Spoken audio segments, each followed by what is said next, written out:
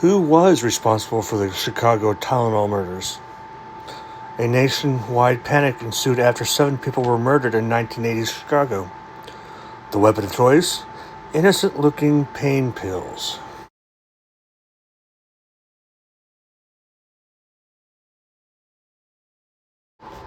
Mary Kellerman's mom did what any mother would have done. When her 12-year-old daughter woke at 6:30 a.m. on September 29, 1982, complaining of a sore throat and runny nose, she gave her a painkiller. A couple of hours later, the child was dead.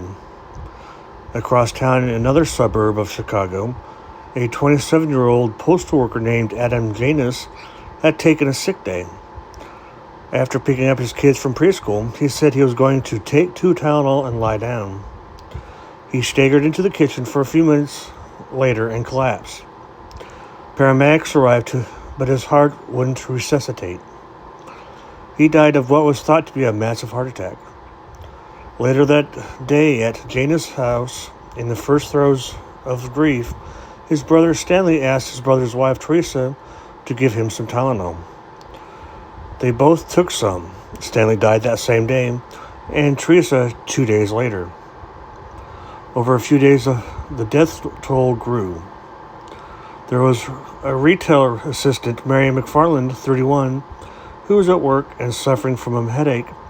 Flight attendant Paula Prince, 35, who was captured on CCTV buying pain medication from a Walgreens store.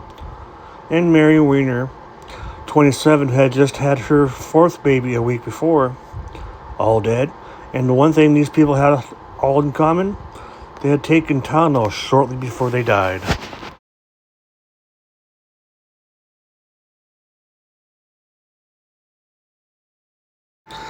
Soon after, investigators joined the dots. The connection between them was the cause.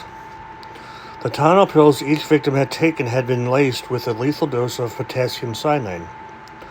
What police believed were thousands of fatal doses had been inserted into capsules and left for unwitting customers to take as pain relief, not knowing that they were actually carrying out their own poisoning.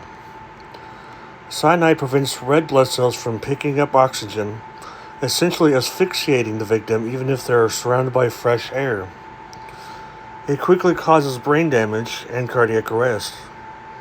On October 1st at 11 p.m., Mayor Jane Byrne made a press announcement about Paula Prince's death and told the city that they were going to pull the Tylonal off the shelves of stores across the city.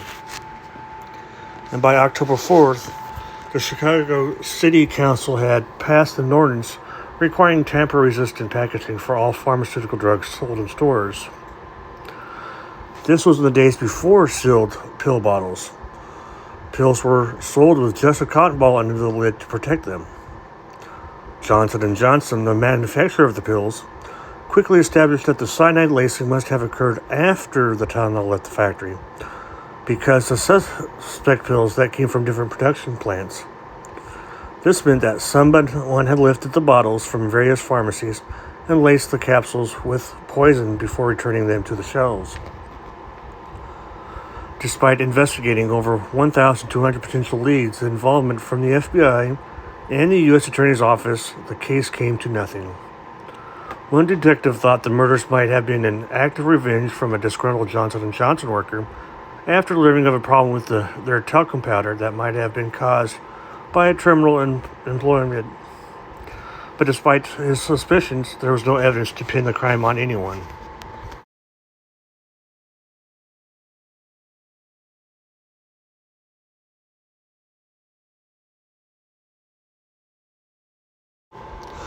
Before the deaths in 1982, Tylonal had 35% of the U.S. market share in over-the-counter pain relief. Within a few weeks of the poisonings, this had dropped to just 8%. But the company was quick to act. On October 5th, it recalled all Tylonal products across the country, valued at more than $100 million. Then they set about developing ironclad production methods and tamper-proof packaging, including the foil seals we know today, which soon became industry standards. Within a year, the once trusted brand had bounced back.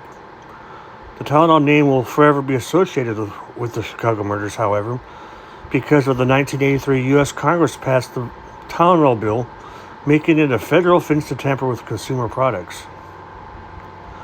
In a 2012 interview about the killings, Tyrone Fainer, the Illinois Attorney General at the time, said, "I don't mean to be melodramatic, but it was kind of the first act of terrorism, in that there was no intended victim, just random victims.